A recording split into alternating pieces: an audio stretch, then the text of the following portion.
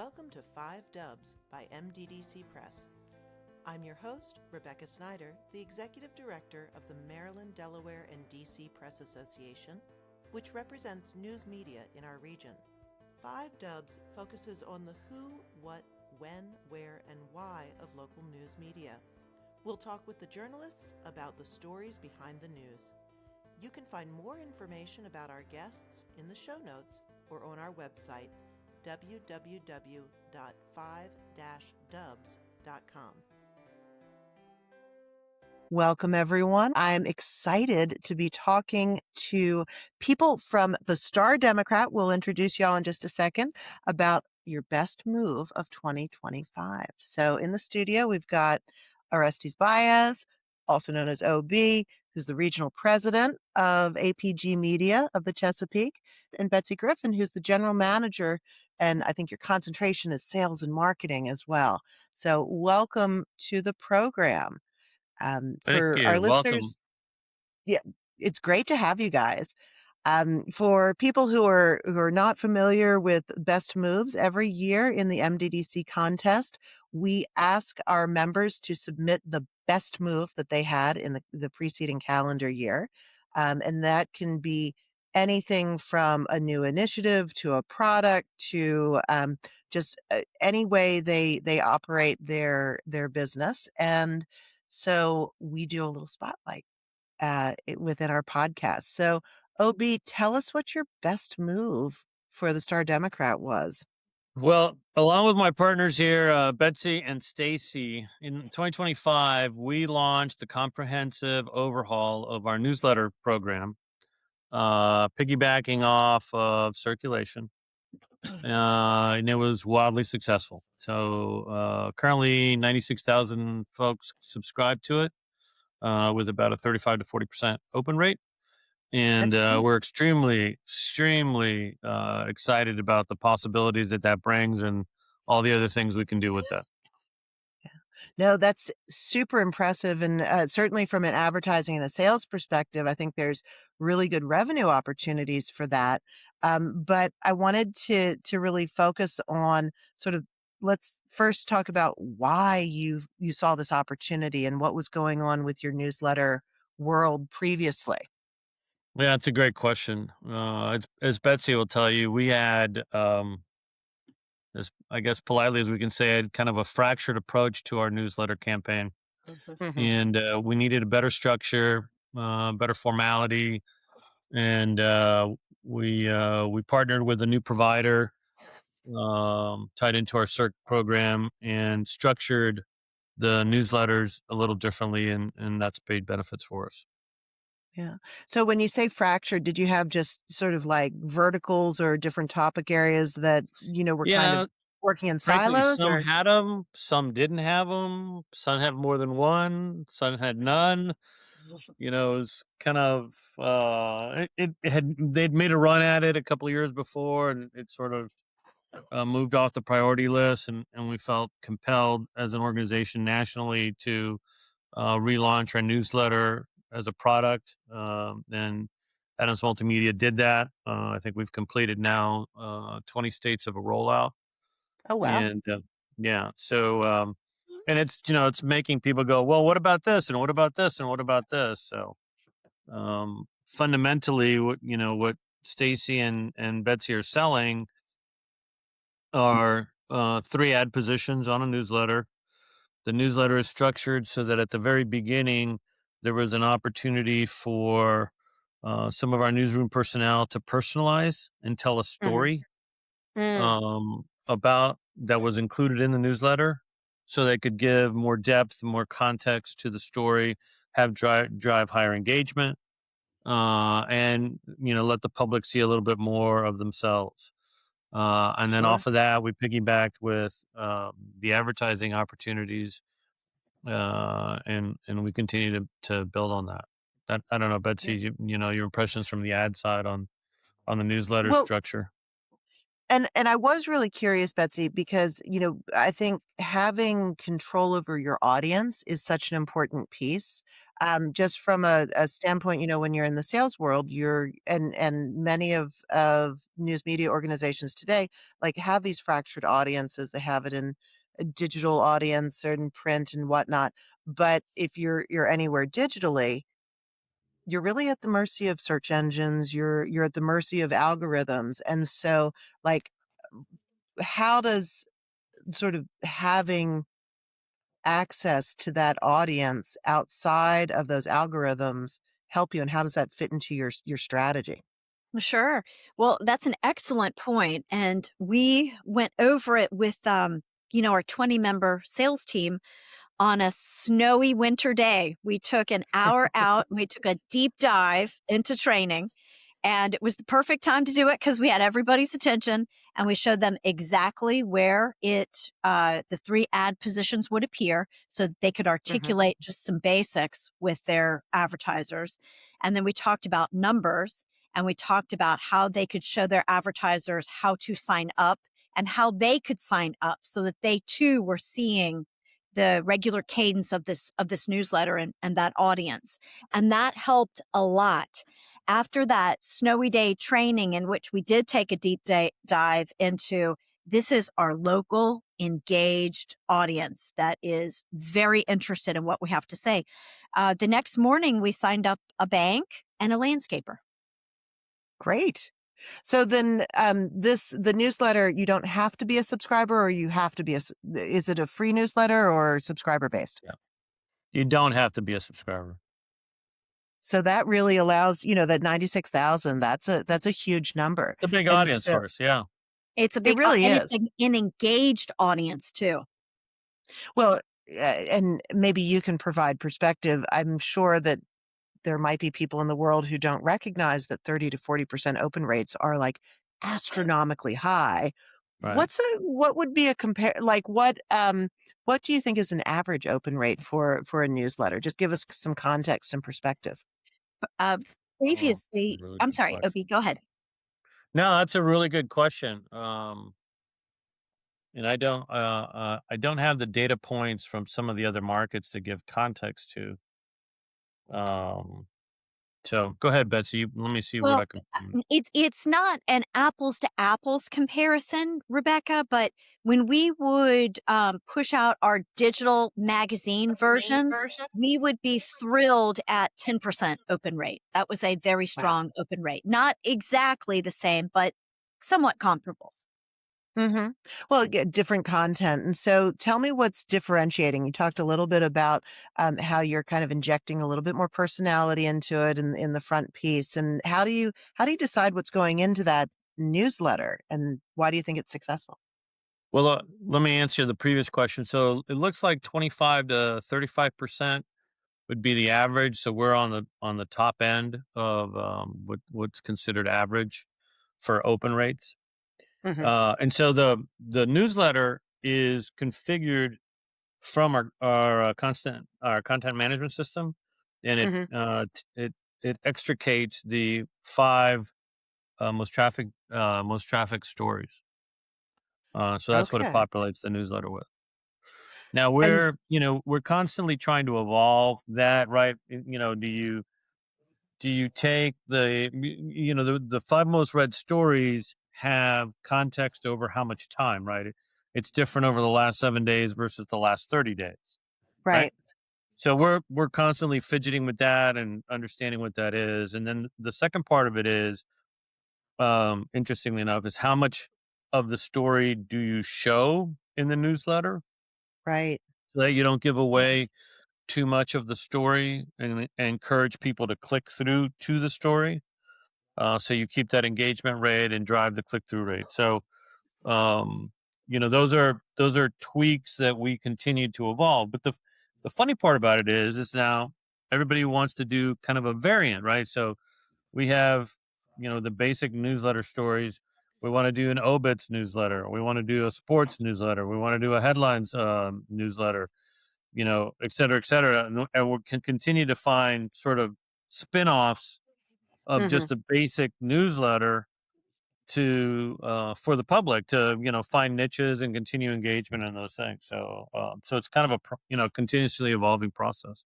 And of course, And From Betsy's standpoint, that just creates more opportunities for local businesses to participate in, and it creates more opportunity for us to start the newsletter with something that lets folks kind of peek behind the curtain and see that there's real people involved. sure. And so Betsy, from your perspective, how is this setting in? Like when your reps are going out and pitching packages, are they, do you have it in? Do you have the newsletter in the context of other? Because you do a lot of events, you do, of course, run of paper, digital advertising.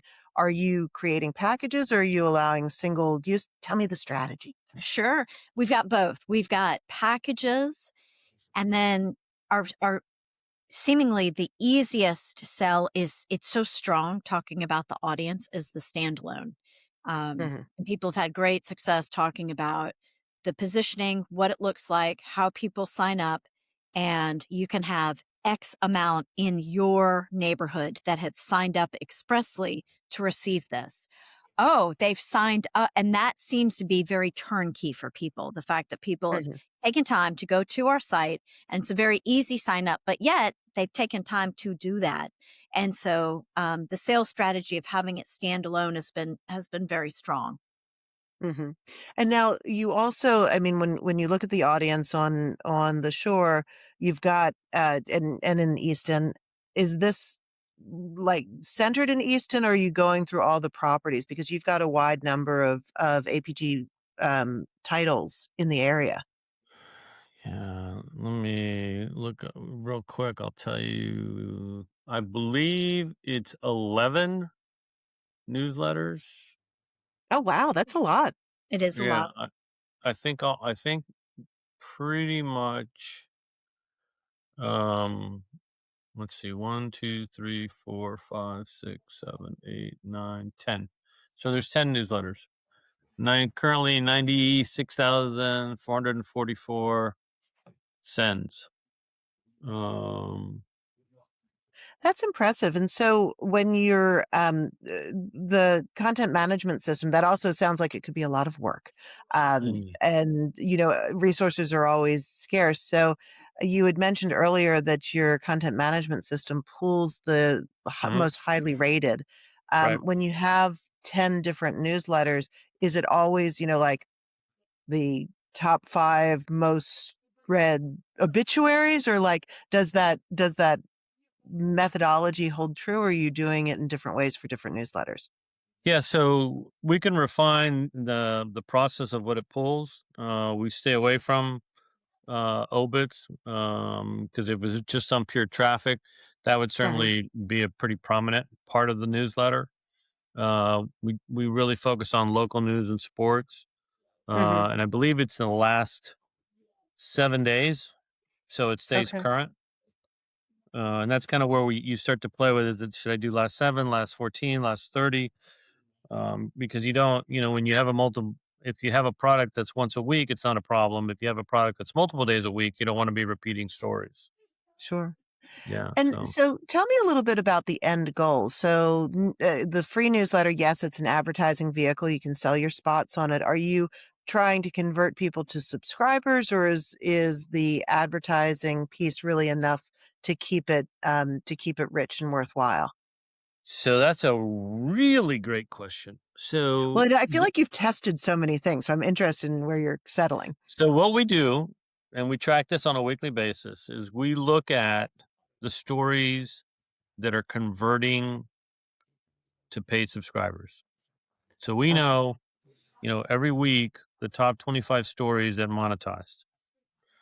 And so, the newsletter in having the 5 most popular gives us an opportunity to further that connection so that Mhm. if you're not on the website, and if you come through the newsletter and you click on that story, you might be incentivized to subscribe, as opposed to if you get in there, directly through the website. And so, yes, ultimately, what we want to engage you. We want to, wrap our arms around you, and we want you to come inside the house and sit down for a while and hang out with us. So that's ultimately the goal of why we do the mix the way we do in the newsletter, with the end goal of getting them to convert to a subscriber standpoint. And earlier you talked about um, how much of the story you provide in the newsletter, Hmm. and you were testing different ways. And Yeah. so, what's worked best for you? I love that you're so data minded. It's always interesting to So see how people do it. depends who you ask, but right now I can tell you that we are testing no stories, no part of the story. So we have a picture and we have the headline. Oh And wow. yeah, we want to see if that. And so what happens is we did our research, right? We spent some time looking at other media property sites, and what you would find is that you had a variation of the way to present that. So in some instances, it was a short headline that was just a click through. In other instances, it was a multi-line headline to try to engage you. A third variant was a headline with a sentence or two at the beginning of the story to try to hook you. Mhm, Some included photographs, some didn't include photographs, right? So there's all these variants. And I think what we're learning from it is people are fickle and they change. mm, And mhm. today it's big photographs with a headline. That's currently what we're doing. We might change the size of the photograph so that visually more shows up on the page. That might Mhm. help. So we're kind of, I like to say A/B testing, but I think we're using more letters of the alphabet than that, and try to figure out. And we just watch the metrics, and when something stops working, then we'll pivot. So now I know this is I guess a national initiative. You said it rolled out in about 20 Hmm. markets. Hmm. And are your results similar or consistent across the country in those other markets, or do you know short We're stories on the pull better than yeah we're on the our our performance on newsletters is more at the top end. Mhm, We're all fighting for clicks. We're all fighting for ways to recoup the traffic we lost when AI became the first answer on the SERP page. So mhm, we're all fighting to regain that prominence that we lost because of that. So we're doing it through different channels. And as far as we are concerned, in the 20 states that Adams, and again, I don't have by memory all 20 states data points, but we're mhm. on the upper end of that. We're pretty successful with it. Congratulations. Yeah, no, Yeah. it's nice. We'd love to have more people click through stories and stay around for a while and kind of hang out with us, but that's part of the challenge. Yeah. Now, do you find that it takes people, like uh, what's that arc of the conversion? So they sign up for the newsletter. Do they bump up against your paywall like 3, 5, 20 times and then convert? Or is it around Mm, topics? Have you been tracking anything about that? yeah. So conversion tends to be thematic. Mhm. So no surprise, crime stories, and the like are big attention getters, and that's where you tend to um, drive more conversion rates. Pretty soon, we are going to be running an AI bot on our paywall for folks that is going to dynamically set the paywall based on how you interact with the content on the site. So Mm, we're excited about that. That's kind of a cool idea that we're going to test out, and we're one of the test markets for that as well. Um, that sounds like a so best move with 2026 coming up. right, it's kind of a cool We'll thing, see. Still early. We'll Um, see. but yeah, but I mean, I think fundamentally what happens, when Betsy and I are talking to customers, the hot button for them and the things they understand changes over time, right? Mhm. It's websites and search engine marketing, and then it became, targeted display banners, and then geofencing was a strange word, and now it's a very common everyday phrase. And as we reach out to these folks and they continue to evolve about how they see us, we've got to morph the information that we're giving to them and how we give it to them to keep them in the loop, right? We are also looking at thematically the content that we're creating. So Again, no surprise. You would know that writing more lifestyle content helps us attract more female readership, Mhm. which is a challenge, and so we have to figure out ways to do that and satisfy that along the way as well. So it's a pretty dynamic process. I don't think anybody's figured out the best practice yet. So we're all sort of just watching and testing and looking and configuring and reconfiguring and rebuilding, and then we I go over to Betsy and go, "No, I got a great idea today. Here's what we're gonna do." Well, and so Betsy, I wanted to kind of trace like this very inventive way of kind of reaching out to new audiences because before we started recording, you reminded me that one of your best moves in previous years was Women to Watch, and so that kind of foray into different events and targeting audiences or reaching out to audiences that might not already be subscribers Mhm. and using that as levers to introduce the publication to them. How in this world, and you've been in this business for a long time, still vibrant, still youthful, but you've been Oh, around thank for a you. while. How do you see that changing that arc as you've been in the business and how you reach out to people? Mm. It's different, isn't it, the way that we reach out to our audiences, and we've noticed with our events, you referenced basically an event, several years ago for our best of. People respond to our social posts very, very quickly. Mm, When we are promoting a event, we noticed that for our spring Women to Watch event, which is coming up on Thursday. We're bringing in a national speaker, and she's speaking on use cases by specific industry on AI. oh, interesting. And we've got a sold out crowd for that. And when we post on social, that really helps our ticket sales. And we noticed, and that's a really specific audience. And we also noticed the same when we worked on a bridal show, Under the Veil, Hmm. Beyond the Bow Tie. That platform of Instagram had all kinds of traction with our tickets and attendees. And, you know, the more traditional print ads didn't have nearly as much traction as Instagram did. Hmm. Obie, it looked like you were going to add something to that. Yeah, I was thinking of something when Betsy was talking about that. So, one of the things that we do for content generation that everybody's trying is these AI platform generated videos of content, right? Makes up an avatar, very human like, and they talk through the story, kind of thing. So we've been dabbling in that. If we post it to um, Facebook, it does horribly. Hmm. If we post it to Instagram, it does, or sorry, YouTube, it does fantastic. Mm. And some other markets, and we were actually talking about this today. In other markets, posting it to Facebook makes it, blow up.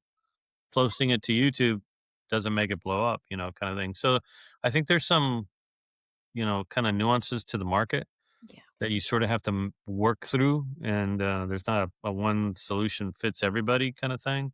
And you Right. continue to have to find ways to sort of fit the message um, in whatever format is driving attention at that moment in time. Well, And and by the way, we'd be happy to have you as a guest on Thursday night if you'd like to join us, free of That's charge, of course. right. You could come oh, Uh, that would be VIP fun. to the cocktail hour. And ordinarily I would be there, but friends, I am moving my daughter in Ann Arbor to her summer place. So I will be schlepping boxes and figuring out like how did she accumulate all this stuff over the course of a year. But oh, good next year, I job. definitely want to do it. And I We're was the endeavor. actually one of the things that I love about your publications and the sort of midshore area of Maryland is that there is such a strong sense of place, and so I'm wondering how much, in your opinion, and Obi, you've been in a lot of different markets. Mhm. that sort of idea of locale and sort of pride of place, how much does that feed into what you're doing, and do you think that's part of the success that you're having with the newsletters?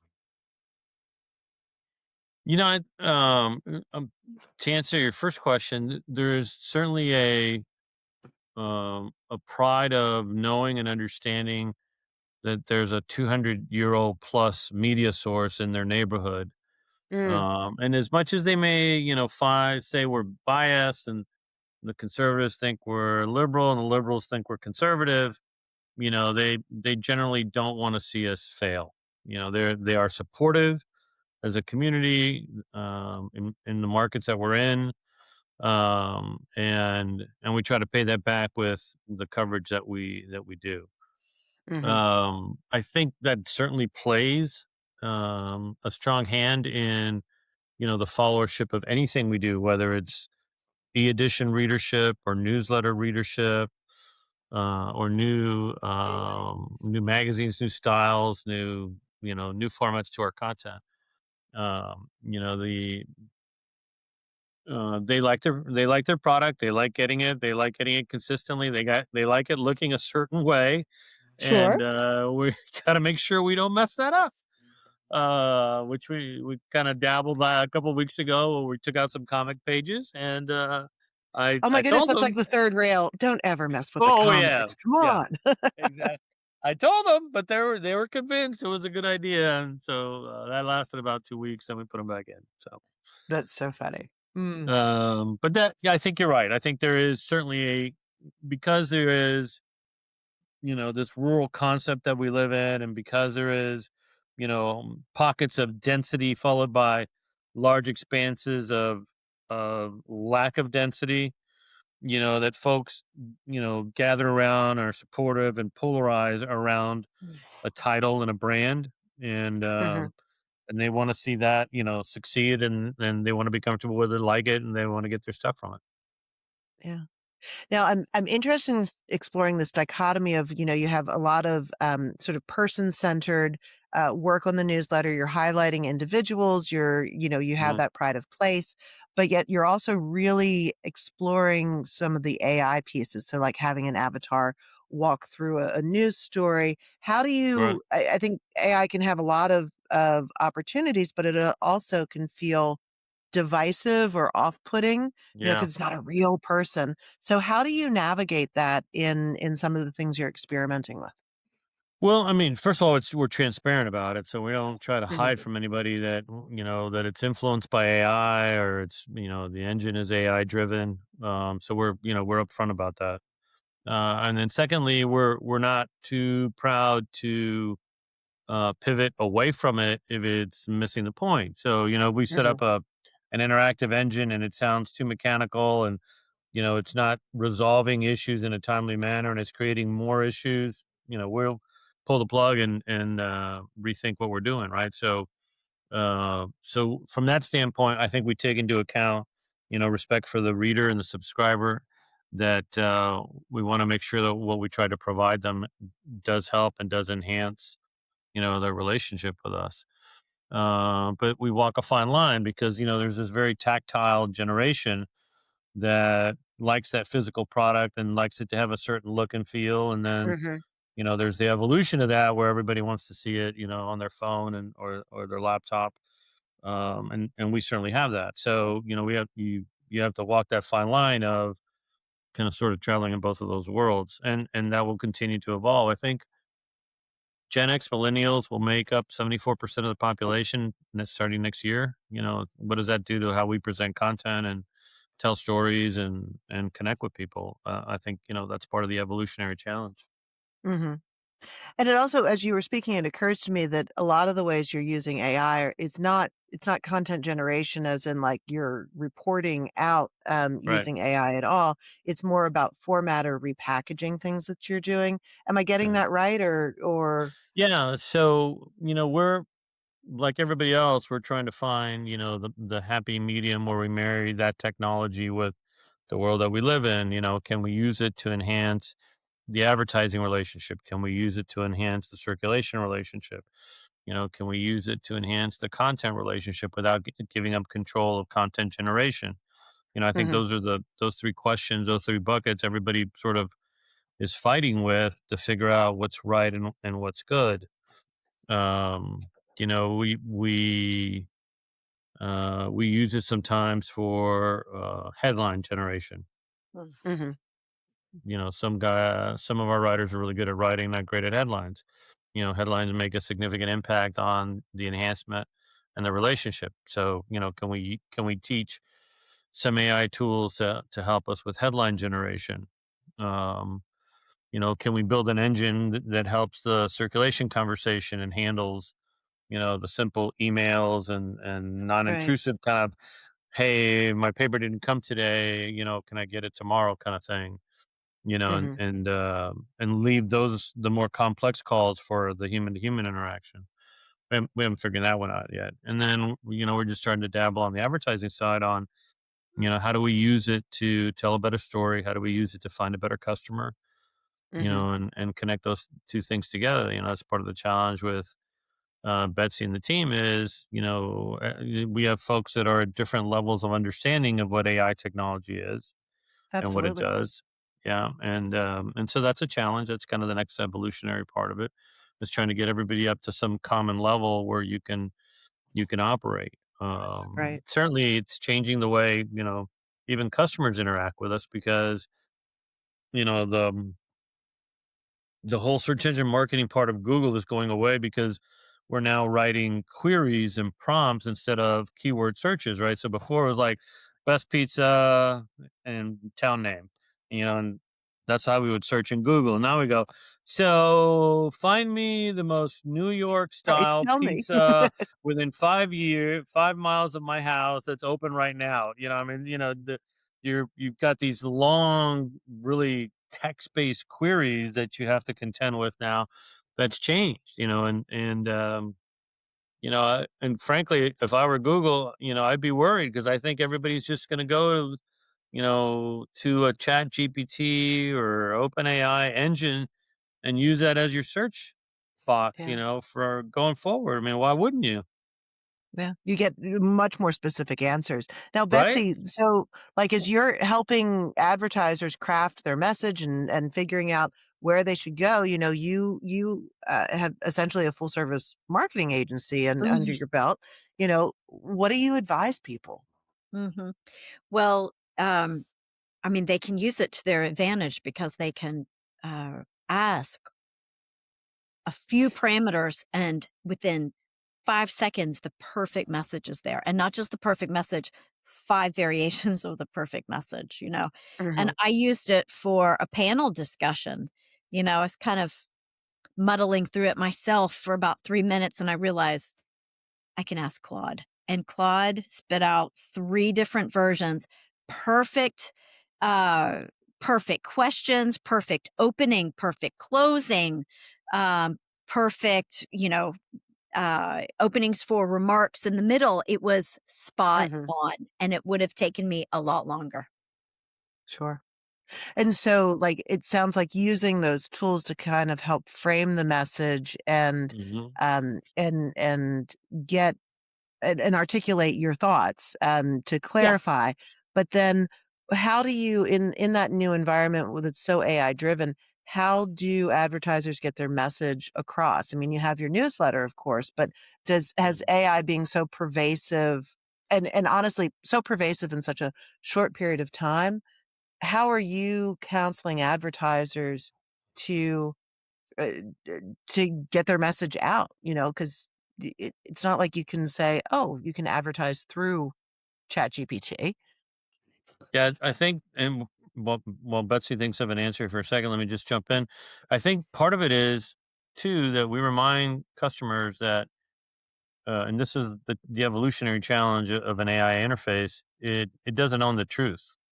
It can be Mhm, making disjointed ideas come together for a solution, which may not be even real world, right? So mhm, the all the engines index the web.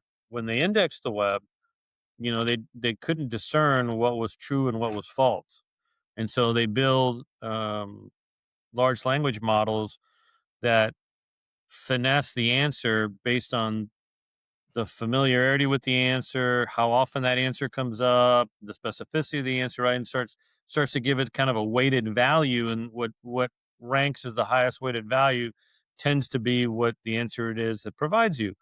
But that Mhm. still might be wrong. And so if you say, the advertisers are, when we tell them, look, if you don't get the answer that you want, be careful and say, hey, don't make anything up. Don't do hallucinations is the industry term, but you can actually tell it, don't make anything up. Or if it gives you an answer that fundamentally is wrong, you know, um, you can say, hey, that's not right. It's really blah, blah, blah. And by doing that, you're teaching it what the right answer is, and it helps you understand that really the the quality that you use AI for is going to be 100% driven by the quality of the prompt that you write for it. Mhm. You write bad prompt, you're going to get sketchy stuff. You write, a really detailed, specific prompt that gives it context and gives it the world that they operate in, you're probably going to get better data. And it's Mhm. iterative, so you can continue to evolve the responses until you can clean it up to a point where you're comfortable with it. Mhm. That's an evolution challenge with advertisers. Betsy, I'm sorry, I jumped in. No, that was very insightful about it, um, whoever you're working with, they can't intuit the truth. That's very true. Um, I think, we have not had a ton of this level of conversation. When I was speaking with the speaker for planning the walkthrough today, she said, there's 6 steps to AI understanding. One being very basic, and you're just defining what a prompt is. And then there's a series of sequential statements.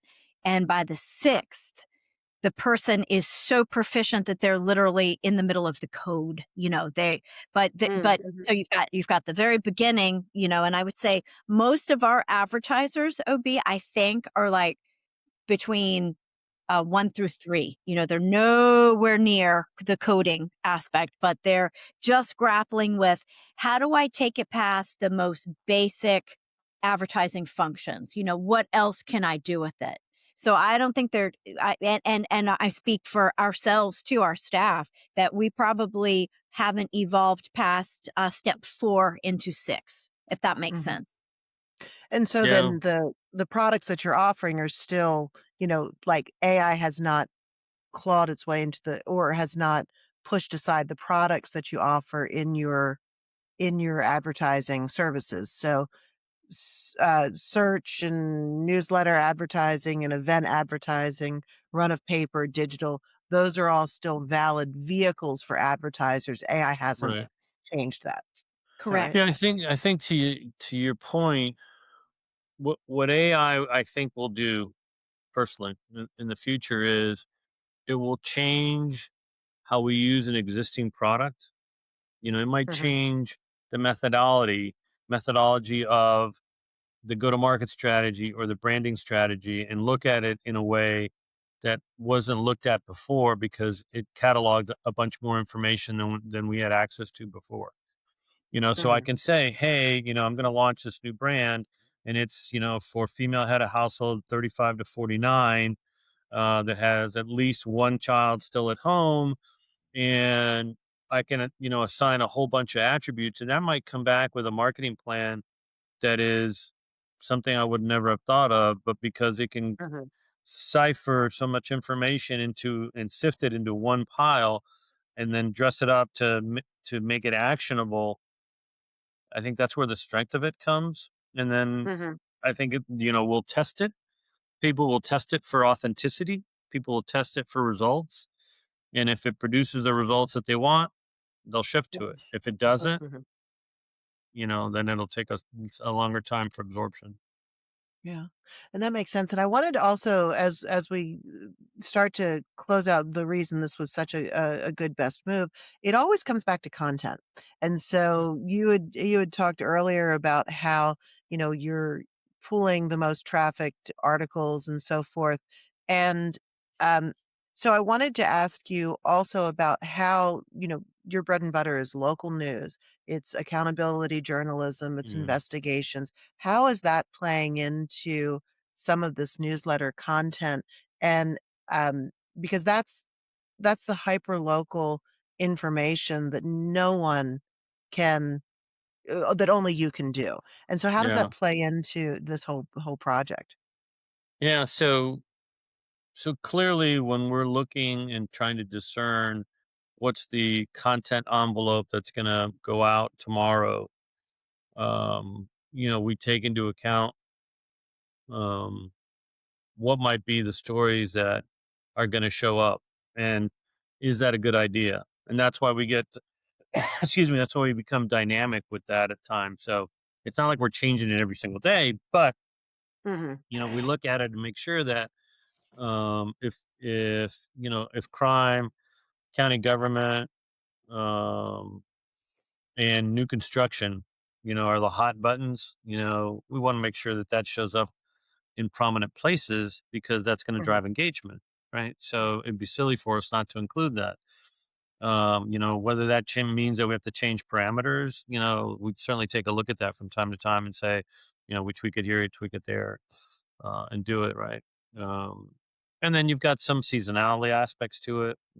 mhm, Um, you can we've taken our content and we've run it through a closed AI environment so that it's not open to the world, and dissected, what did we write about and who did we write about as uh, the potential for onboarding. So imagine that you can decipher your content over an X period of time, say it's 5 years.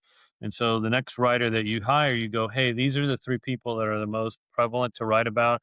Here are the six themes that are most important in this geography. Here are the seven meetings that are really critical every month that we cover.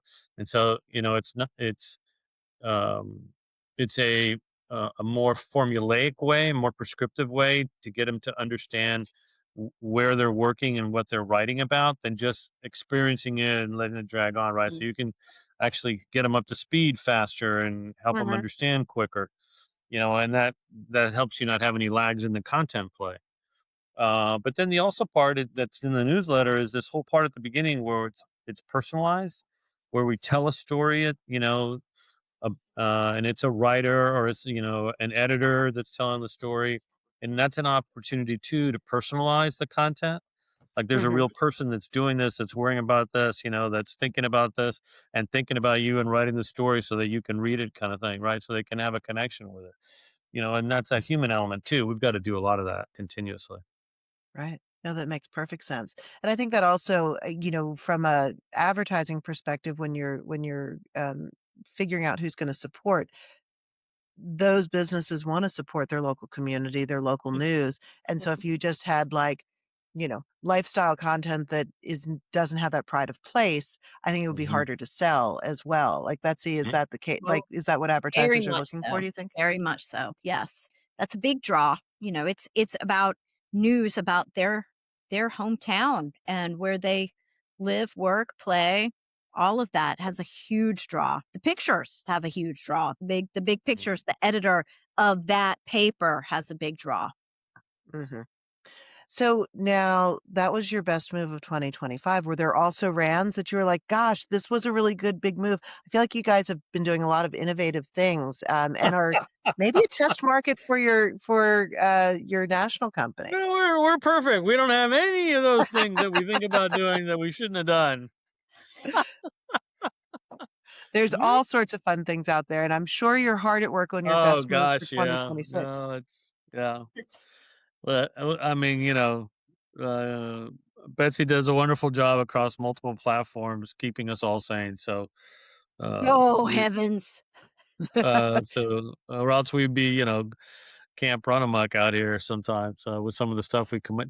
If I ever go in her office and go, no, this is a great idea, and I can tell already, she's like, oh, here we go. Um, yeah, I'm sure there are things that we did last year that we needed to improve upon.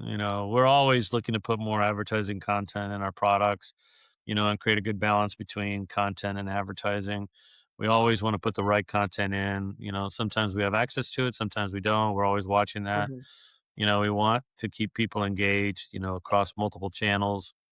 Some days we do that. We're looking at some different subscriptions processes and plans to attack, subscriber loyalty differently, which is Hmm. all, a challenge for all of us, and we continue to have to evolve that, right? So, those are, things that we do. Some we get it right, some we don't get it right, and we iterate. So, that's the good thing about what we get to do at Adams. We get an opportunity to iterate. We don't have to sit on it just because it was an idea. If it's not working, fix Hmm. it and move on.